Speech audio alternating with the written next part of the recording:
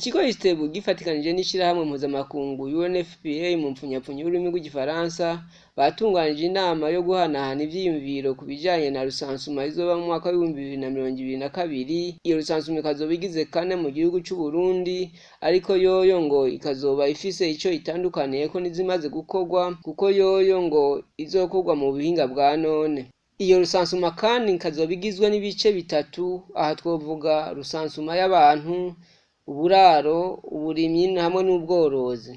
Nicolas Ndayishimiye aramutswa ico kigo ca ISTEEBU aramenyesha ibikorwa by'iyo nama. Bagize runo ruganda rw'uno munsi kugira ngo tuvugane ibijanye na rusansuma y'abantu, uburaro, uburimyi n'ubworozi izoba mu mwaka w'ibihumbi 2022. None iyo rusansuma igamije iki? Rusansuma mu bisanzwe idufasha kuronka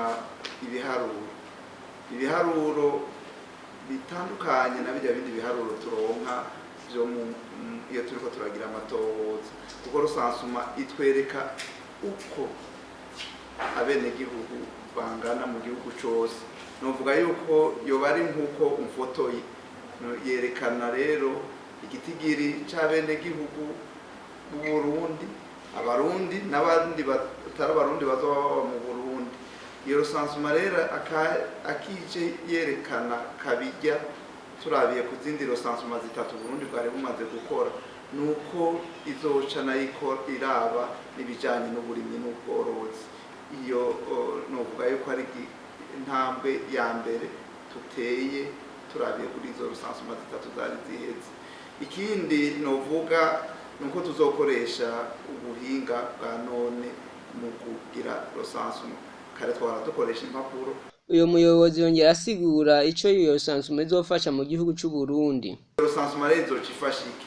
Izocifasha kugira ngo dushireho abajejwe bakora mu gutunganya imigambi, bazoba baronse ibindi biharuro vyifatirwako bazokorera kugira ngo bashobore gutunganya imigambi yacu y'igihugu. Kandi nobamenyesha yuko izocifasha no mu mwaka wa 2022, kuko ariho dutegekanya yuko tuzoraba urugero tugezeko mu gushira mu ngiro uwa mugambi w'iterambere ry'igihugu. Umva izociduha rero ibindi biharuro bishasha fatigwako mu iterambere ry'igihugu no mu gutunganya imigambi.